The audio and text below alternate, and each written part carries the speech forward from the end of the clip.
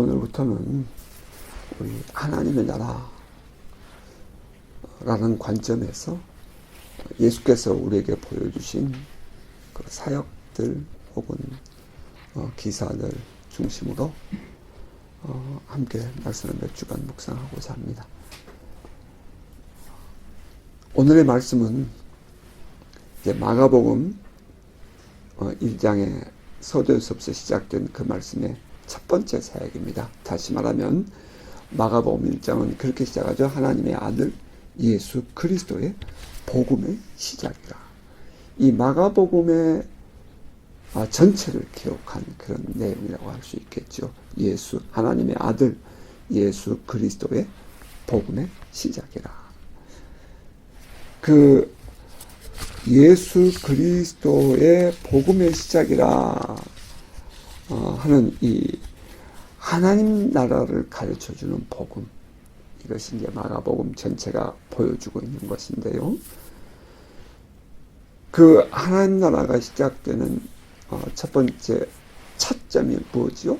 왕의 대관식이었죠. 바로 1장 9절 이하에 나와 있습니다. 예수께서 요단강가에서 세례를 받으실 때에 하늘에서 성령의 비둘기같이 내리시고 하늘로부터 음성이 들려가라사대 이는 내 사랑하는 아들이요 내 기뻐하는 자라 하시는 그 말씀과 함께 이루어지는 왕의 대관식. 이제 그 예수가 왕이 됩니다. 하늘나라에 왕으로 등극한 이후에 첫 번째 맞이하는 것은 영적 전쟁입니다. 이 세상에서 그동안 왕노릇하고 있던 사단과의 영적 싸움이죠. 누가 진정한 왕이냐 하는 왕권의 대립입니다. 이 광야에서의 40일 동안 금식하며 이루어지는 그 예수님과 사단의 영적 전쟁. 거기서 예수는 결국 승리하죠. 그리고 이제 이 사단은 패퇴되고요. 이제 그 다음에 이어지는 것이 바로 예수께서의 첫 사역입니다. 예수님은 그 광야에서 영적 전쟁에 승리하신 이후에 왕으로 비로소 이제 영적 어두운 세력에도 인정을 받게 되고, 그리고 이제 예수님은 갈릴리 지역으로 이동을 하는데요. 자기 고향에 있는 나사렛 그 지역으로 이동을 하죠. 그리고 이제 그 갈릴리를 중심으로 다니면서 예수님의 첫 번째 하늘나라의 사역이 뭐냐면은 선포입니다. 예수님이 이 하나님의 나라가 임했다, 그 왕이 되어서 하나님 나라가 임했다는 이 사실을 선포하는 것, 이것이 예수님의 첫 번째 사역이었고요. 그 하나님의 나라가 이루어졌다 하는 그 말씀에 대한 실현, 드러남, 그것이 바로 예수님의 사역들인데, 우리는 신학적으로 그것을 메시아닉 사인이라고 그렇게 부르기도 했지만, 저는 또 그것을 하나님 나라의 현현, 드러남, 나타남이라고 그렇게 표현해보고 싶습니다. 예수께서 이 마태복음도 마찬가지고 마가복음도 마찬가지고 그 모든 이 40일 동안의 광야 영적 전쟁을 기록한 이후에 예수님이 갈릴리로 갔다라고 기록을 하면서 모든 성경이 예수께서 하나님 나라를 선포하셨다라고 가르쳤다라고 말하고 있고, 두 번째 나오는 것이 뭐냐면 귀신을 쫓아내고 병든 자를 고쳤다라고 그렇게 기록을 해요. 그런데 오늘 본문에 보면 그 내용이 그대로 이렇게 적용이 되는 것을 볼 수 있습니다. 예수님은 그 하나님 나라를 선포하신 이후에 바로 제자들을 부르시고요. 베드로, 안드레, 야고보, 요한. 그리고 이제 이어서 그들이 보여주는 것은, 예수께서 보여주신 것은 그들이 가버나움으로 가니라, 이렇게 되어 있습니다. 가버나움에 가셔서는 예수께서 회당에 들어가시죠. 그리고 회당에 들어가서 그들에게 가르치시고, 선포와 가르침이죠. 그리고 이어서 나오는 이 예수님의 사역이 더러운 귀신 들린 자에게서 귀신을 쫓아내는 사역으로 이어지게 됩니다. 자, 오늘은 우리가 그 첫 번째 예수님의 사역이었던 그 회당에서 더러운 귀신 들린 자를 고쳐주신, 우리가 그 부분을 우리가 함께 묵상하고 생각해 보게 될 것입니다.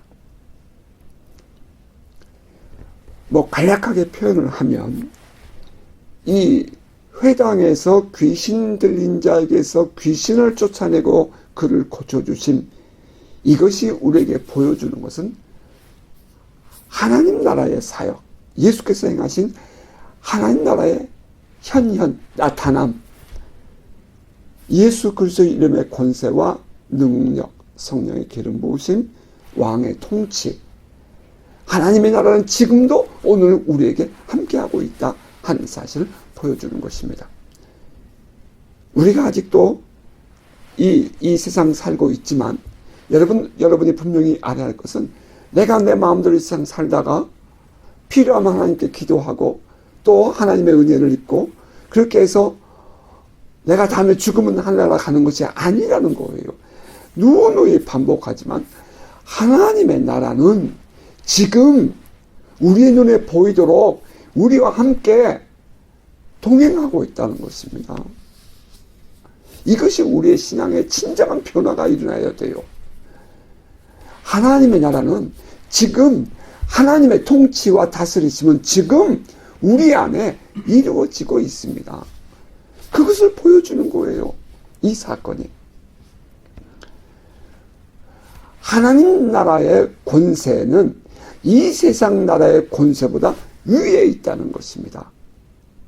왕의 다스리심은 우리가 기도하고 우리가 구하는 하나님, 그리고 그 아들 예수 그리스도, 우리의 왕 되신 이 하나님은 멀리 계신 것이 아니라 바로 지금 우리와 함께 계시며 우리 안에서 나타나고 있다는 것입니다. 때로는 우리가 힘들고 어려운 일을 만나고, 정말 때로는 우리 안에서 우리가 살고 있는 이 세상에서 억울한 일을 겪기도 하고 참을 수 없는 일을 만난다 할지라도, 영적인 그런 도전을 받는다 할지라도 우리가 굳건하게 붙잡고 우리가 굳건하게 믿고 나아가야 할 것이 무엇입니까? 그것은 바로 우리의 아버지, 우리의 하나님, 우리의 왕 되신 하나님이 그 모든 것 위에 계신 분이라는 사실을 내가 인정하는 것입니다. 진정한 왕이 누구십니까? 하는 그것이 바로 오늘 본문 속에 들어있는 거예요. 진정한 왕이 누구예요? 진정한 권세자가 누구예요? 오늘 내가 살고 있는 나의 삶의 정황들, 참 어찌 생각하면 참 무겁고 힘들고 어렵고 정말 그 생각만 하면 스트레스가 오죠. 그렇다 할지라도 진정한 이 세상의 왕이 누구이며 나에게 있어서의 진정한 왕은 누구입니까? 그 왕이 인정되어질 때 우리는 기도할 수 있죠. 우리는 그 왕이 인정되어질 때 난 내 삶을 내가 그 풍랑 속에서도 이겨낼 수가 있죠. 그 왕이 진정한 내 아버지라는 사실이 받아들여질 때에 나의 삶에 진정한 흔들리지 않는 확고한 믿음을 가질 수가 있는 것 아니겠습니까? 세상 사람들은 그 귀신들이 역사하면 말이에요, 막 겁을 내고 두려워하고 불안해하죠. 그 영적인 권세, 이 어둠의 권세 앞에 사람들은 어쩔 줄을 몰라 합니다. 그러나 우리 그리스도인들은 어떤 사람들이에요? 우리는 누구입니까? 그 영적 세력을 딛고 일어선 그 위에 계시는 그분을 나의 왕으로 믿고 따르고 영접하고 사랑한 자들이라는 것입니다. 그것이 오늘 본문에서 예수께서 우리에게 보여주신 그 귀신을 축사하고 그 사람을 고쳐주시는 내용에 들어있는 것입니다. 여러분, 우리 주님이 오늘도 우리와 함께 계십니다. 그 주님을 내가 인정하고 신뢰하고 받아들이면 주님은 우리에게 가장 좋은 것으로 모든 것을 합력하여 선을 이루실 것입니다. 혹여나 어그러진 길에서 우리가 방황했다 할지라도 하나님은 우리를 구원하시며, 우리가 시편 116편을 조금 전에 읽었습니다만은 우리가 평안의 그 생명의 땅으로 돌아오면 하나님은 우리를 안아주시며 우리를 이끌어 주실 것입니다. 사람들은 그 어두운 세력의 권세 앞에 불안에 떨고 있습니다. 자, 그런데 우리가 오늘 본문을 묵상해 보면 참 놀라운 것을 발견하게 돼요. 그들이 21절이죠. 그들이 가버나움에 들어갑니다. 가버나움은 어디죠? 그 갈릴리 지역의 중심 도시예요. 가버나움은 그 모든 이 상업의 중심지기도 하고요. 그 지역 사회의 일종의 캡탈시티 같은 곳이죠. 그래서 그 가버나움에는 이방인의 군대가 있기도 했죠. 그 가버나움이라는 그곳이 이스라엘 그 지역 사람들에게는 중심이었어요. 그 중에 가장 중심이 어디죠? 회당이죠. 유대인들에게 있어서의 회당은 그들의 신앙의 중심이고, 종교의 중심이고, 삶의 중심이고, 유대인들에게 있어서의 이 회당이라는 것은 그들의 모든 가치의 중심이 아니었겠습니까? 예수께서 곧 안식일에 회당에 들어가시며, 안식일은 또 어떤 것입니까? 어떤 때입니까? 유대인들의 모든 신앙의 기본이죠. 그들은 안식일이 되면 모든 상가가 문을 지금도 닫죠. 이스라엘 땅을 여행하는 사람들에게 특별히 주의가 주어지는 것은 주일이면 안식일이면 모든 상가가 문을 닫는다.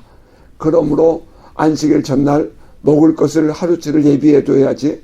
그렇지 않으면 그 다음날 사 먹을 데가 없어서 굶게 된다. 이제 그때가 되면 이제 유대 지역이 아닌 팔레스타인, 그러니까 일반인들이 살고 있는 그 지역으로 건너가야 음식을 사 먹을 수 있다. 뭐 그런 말들이 있을 정도지요. 유대인들에게 있어서의 안식일은 그들의 삶의 중심이었어요. 그들 모두가 다 이 안식일을 지켰습니다. 자, 그렇다면 회당에서조차 율법과 유대교의 중심이라고 말하는 회당에서의 이 조차, 또 그들에게 중요하다고 하는 그 안식일의 말입니다. 그 안식일에 그 안에는 이 어둠의 세력이 공존하고 있었다는 것입니다. 다시 말하면 안식일에 회당에 들어갔을 때 그곳에 들어와 있는 모든 사람들에게는 그것은 종교적인 행위였죠. 종교적인 삶이었죠. 그들에게는 진정한 생명이 없었다는 것을 의미합니다. 오늘날 우리 많은 신앙인들이 주일이면 교회에 모입니다. 주일이면 헌금도 합니다. 주일이면 당연히 우리가 모여야 할 것이라고 생각하고 예배도 드립니다. 그러나 그 안에 진정한 생명이 있느냐 하는 것입니다. 정말 그 안에 흘러야 할 능력이 흐르고 있느냐 이 말입니다. 23절은 이렇게 말해요. 마침 그들의 회당에 더러운 귀신 들린 사람이 있어 소리질러 이르되. 그곳이 어디라고요? 그들의 회당에, 그죠? 안식일에 더러운 귀신 들린 사람이 있었다는 거예요. 권위 없는 종교인들의 무력감을 여러분 느끼지 않습니까? 권위와 권세와 능력이 없는 종교인들의 무력감. 적어도 살아계신 하나님의 능력이 흐르고 하나님의 권세가 드러나야 할 그런 이 회당 안에서 말입니다. 글쎄요. 뭐 그렇게 보지 않을 사람도 있겠지만 그러나 제 눈에 볼 때는 그곳에 그 병든 자가 들어왔을 때에 하나님의 능력이 흘러주지 않겠는가 하는 기대감이 있다는 거예요. 종교 지도자들, 회당, 그리고 그 안에서 사역하는 종교 지도자들, 그냥 와서 자기 역할만 하고 그냥 나가버리는 그런 종교 지도자들, 겉모습만 덩그러니 회당이라고 세워져 있고 사람들은 모여서 왔다 갔다 하지만 그 안에 진정한 생명력이 없는, 하나님의 나라가 이루어지지 못하는, 하나님의 통치가 드러나지 못하는 그런 종교적인 행위가 있는 회당, 율법을 지킴으로 그들이 다 했다라고 생각하는 그런 이 회당 말입니다. 나는 마침 그들의 회당에 더러운 귀신 들린 사람이 있어 라는 이 말 속에서, 물론 우리가 병든 사람이 교회에 오면 나 또한 뭐 힘들기도 하지만 그러면 이것은 모두가 다 그릇된 것이냐. 그러나 내 안에 기대감이 있다는 거죠. 예배 가운데 하나님의 영이 함께 하시고 나를 치유하시고 또 우리를 치유하시고 우리 가운데 역사하기를 기대하는 그런 기대감이 있는 거죠. 그것을 소망하는 그 생명력이, 그 활력이 우리 안에 흘러주지 않겠는가 하는 것입니다. 교회가 교회답게 우리가 부흥에 이르러지기 위해서는 그와 같은 영적인 활력이 우리 교회 안에 회복되고 또 일어나야 한다는 것입니다. 바로 거기에 진정한 리바이벌이 있는 거죠. 성경은 이렇게, 그 다음은 또 이제 24절 보면 이렇게 말해요. 그들이, 그 귀신 들린 사람이 있어 소리 질러 이르되 나사렛 예수여, 우리가 당신과 무슨 상관이 있나이까? 우리를 멸하러 왔나이까? 나는 당신이 누구인지를 아노니 하나님의 거룩한 자니이다. 거기에 보면 그 귀신이 하는 말을 들으면 그냥 썩 지나갈 수 없는 것이 나와요. 우리라는 복수를 썼다가 또 나는이라는 단수를 쓰기도 해요. 이제 이 부분은 뭐 다음에 이제 뭐 또 기회가 있으면 우리가 보십시다만, 이 귀신 들린 자, 그 귀신 들린 자 안에 역사하는 귀신은 말이에요. 때로는 복수로도 쓰이고 때로는 단수로도 쓰인다는 거예요. 자, 이제 그 부분은 그냥 그렇게만 짚고 넘어갈게요. 자, 그런데 그 귀신이 뭐라고 불러요? 나사렛 예수요. 나사렛 예수요. 우리가 당신과 무슨 상관이 있습니까? 우리를 멸하러 왔습니까? 그때 이 귀신은 예수를 보면서 나사렛 예수요 라고 불렀다는 거예요.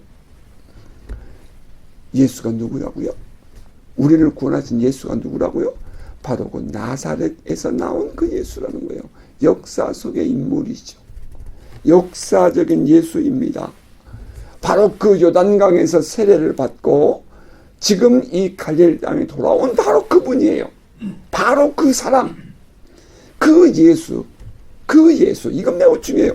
그냥 막연한 개념 속에 있는 예수가 아니라 바로 그 실제로 살아있었던, 그 역사 속에 있었던 바로 그 예수. 우리의 눈앞에 보이는 여러분, 우리 모두를 말하는 사람이죠. 눈앞에 보이는 현장에 있는 사람이죠.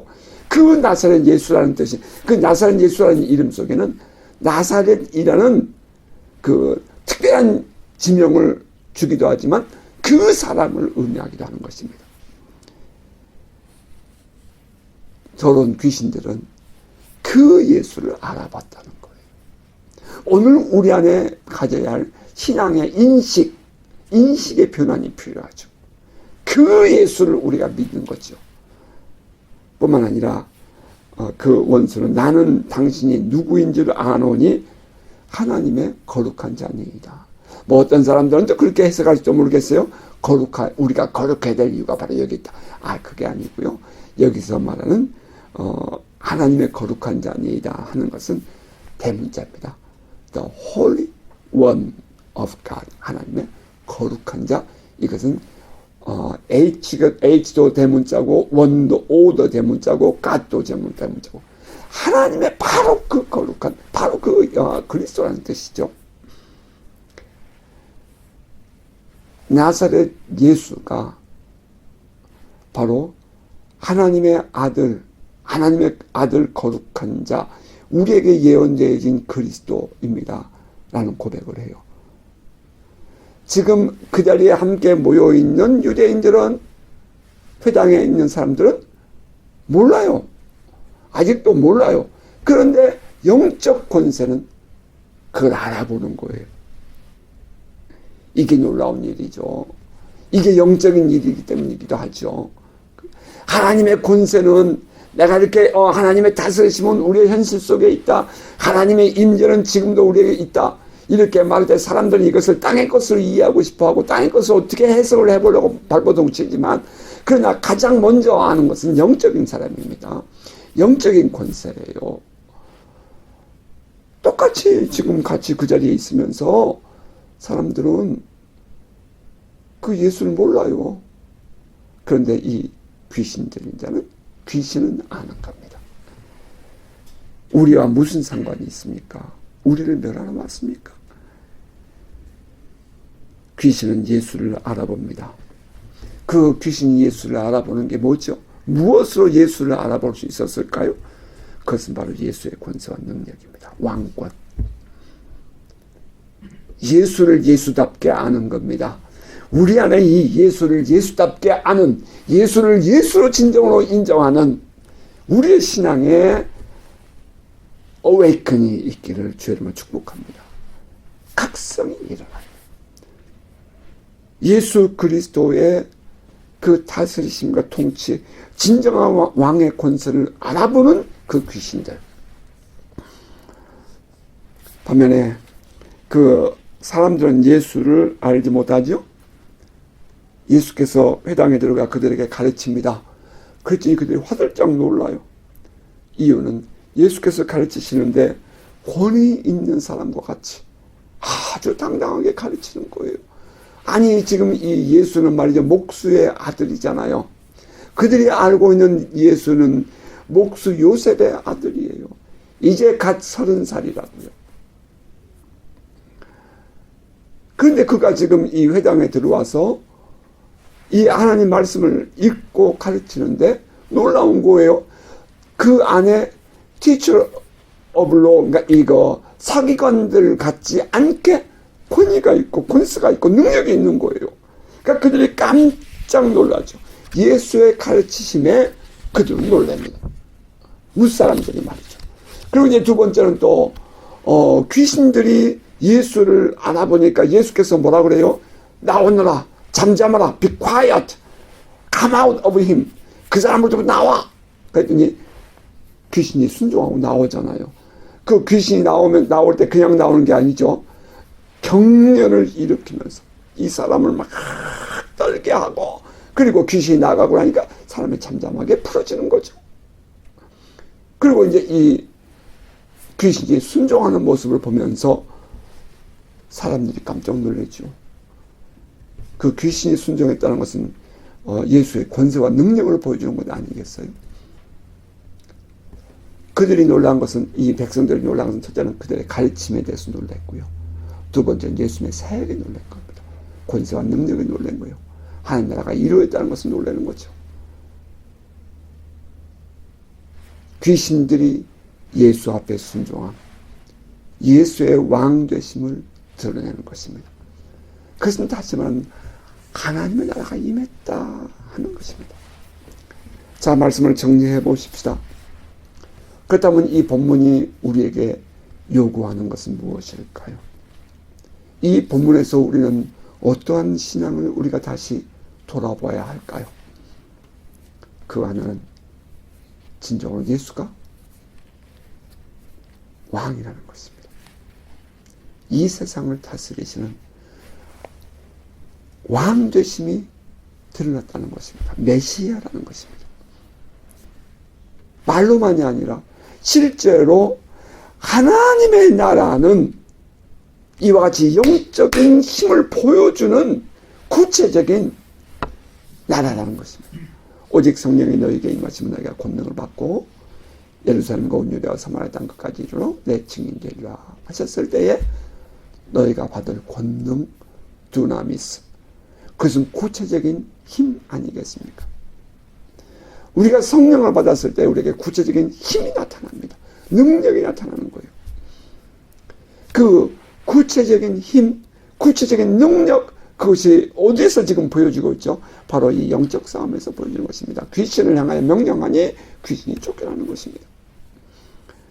하나님의 나라는 성령의 능력을 받은 사람을 통해서 나타나게 되는데, 그런 이 현현, 데몬스트레이션, 드러남, 그러한 일들은 지금도 오늘 우리들에게 나타나고 있다. 그 단순히 이것을 뭐 은사라고 해서 그렇게 말하면 안 되죠. 은사 또한 하나님 나라의 그 안에 들어있는, 포함되어 있는 것이니까요. 능력이 없는 것을 자랑하면 안 되죠. 물론 가르침을 통해서도 놀랬지만, 그러나 사역을 통해서 놀랬죠. 이러한 이 하나님의 역사와 하나님의 나라는 지금도 우리에게 구체적으로 있습니다. 귀신 어디 있냐고 말하는 사람도 있어요. 귀신이 있습니다. 실제로 역사합니다. 여러분의 삶 속에서 이 귀신의 역사를 분별할 수 있는 영적인 능력이 있기를 주님은 축복합니다. 감지할 수 있어요. 우리가 깨달을 수 있어요. 볼 수 있어요. 그것을 우리가 분별하지 못하면 그냥 세상에서 같이 섞여 사는 거예요. 아니요. 이제는 분별이 필요합니다. 왜냐하면 하나님 나라가 영적인 것이기 때문입니다. 두 번째는 우리가 깨달을 것은 바로 그 예수를 영접하고 믿는 신앙을 가져야 한다는 것입니다. 그 예수를 영접할 때에 우리 안에 주님이 우리가 한 달 전에 우리가 보았던 그 요한복음 13, 14, 15, 16장, 17장까지 예수께서 마지막에 제자들에게 뭘 말씀하셔요? 나는 아버지 안에 있고 너희는 내 안에 있다. 또 예수께서 또 그걸 역으로 내가 너희 안에 있고 내가 너희 안에 있고 내 안에 또 아버지가 계신다. 그러면서 이 나는 너희와 함께 있다 하는 사실을 반복해서 예수께서 제자들에게 가르쳐 주시죠. 우리가 예수를 영접할 때에 영접하는 자 곧 그 이름을 믿는 자들에게는 하나님의 자녀가 되는 권세를 주셨으니 라고 했고요. 바로 그 하나님의 자녀가 되는 권세는 무엇으로 말미암아 우리에게 주어져요? 예수가 내 안에 계심으로 말미암아, 예수의 영이 내 안에 계심으로 말미암아. 이것은 로마서에서 사도 바울이 우리에게 가르쳐주는 교훈입니다. 예수의 영이 있는 자는 아들의 영을 가졌다라고 했습니다. 성령이 함께하지 않는 자는 아들이 아니에요. 하나님의 아들 예수 그리스도의 영 성령이 우리 안에 거하는 자가 비로소 하나님의 아들이라 일컬음을 받는다 했고요. 그 성령이 우리 안에서 하나님을 아빠, 아버지라 부르게 하신다라고 했어요. 그리고 그 성령이 우리를 죽음에서 부활케 하신다라고 얘기했고요. 우리가 예수 그리스도를 영접할 때에 우리는 진정으로 예수 그리스도와 하나됨을 이루게 되고 예수 그리스도의 권세를 누릴 수 있는 자가 되는 것입니다. 하나님의 아들로서의 권세를 갖게 되지요. 따라서 예수께서 제자들에게 말씀하시기를 진실로 진실로 내가 너에게 이르노니 나를 믿는 자는 내가 하는 일을 그도 할 것이요 또한 그보다 큰 일도 하리니 이는 내가 아버지께로 갑니다. 제자들에게 너희가 나보다 더 큰 일도 할 수 있어 라고 얘기하는 그 모든 일들이 가능한 것은 주님이 우리 안에 함께 계시기 때문입니다. 오늘 우리에게 요구되는 신앙이 뭐라고요? 수동적이고 피동적인 것이 아니라 적극적인 신앙을 요구하는 것입니다. 우리가 예수 그리스도와 하나됨을 이루고 있고 우리가 이 땅에 하나님 나라를 증거하는 자로서의 삶을 살도록 요구되고 있다는 것입니다. 그 믿음 안에서 권세와 능력으로 담대히 우리는 선포하는 것입니다. 예수에 대한 신앙이 분명하면 선포되는 우리의 믿음 또한 힘이 있을 것입니다. 여러분 그냥 나 혼자의 신앙이 아니라 이제는 빛을 발하는 신앙 되시기를 바랍니다.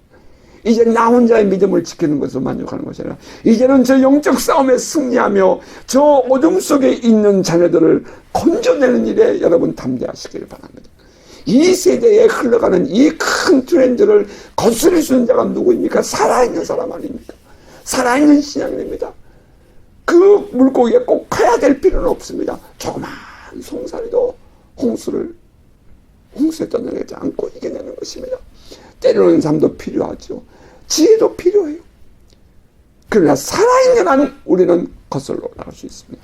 지금 이 세대의 영적 흐름을 자세히 보세요. 언제까지 우리가 기죽어서 이렇게 살아겠어요?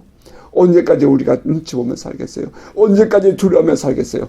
예수의 이름으로 담대하게 더러운 원수를 향해서 선포하고 명령하고 더러운 귀신아 떠나가라. 예수의 이름으로 더러운 귀신아 떠나가라. 이 악한 영역을 떠나가라. 선포하면서 살아가는 저 여러분 될 수 있기를 바랍니다. 영적 어두운 세력을 향한 담대함을 가져야 합니다. 이겨놓고 싸우는 것입니다. 믿음 안에서 이겨놓고 싸우는 것입니다. 믿음이 뭐예요? 바라는 것들의 실상입니다. 여러분이 어떤 믿음을 가지고 살아가냐에 따라서 우리의 삶은 그렇게 열릴 것입니다. 믿음은 바라는 것들의 실상입니다. 이겨놓고 싸워야 합니다.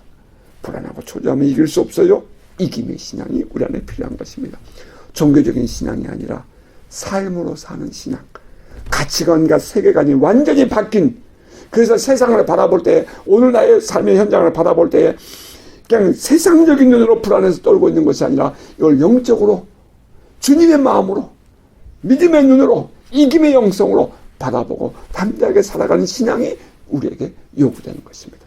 우리의 자녀들에게 우리는 그러한 믿음을 우리가 가르쳐야 할 것이고 우리는 우리 자녀들을 그러한 믿음을 우리가 양육해주고 기도해줘야 할 것입니다. 진정한 신앙은 단순히 주의를 지키는 종교적인 행위에 있지 않습니다. 우리의 생각과 삶 자체가 완전히 바뀌어진 새로운 세계관, 새로운 마음, 새로운 다짐, 새로운 믿음의 삶을 사는 데 있습니다. 그러므로 우리 모두 영적 분별력을 가지고 이겨내는 삶을 살기를 주님을 축복합니다. 하나님 예수께서 우리에게 보여주신 첫 번째 하나님 나라의 사역 함께 묵상했습니다.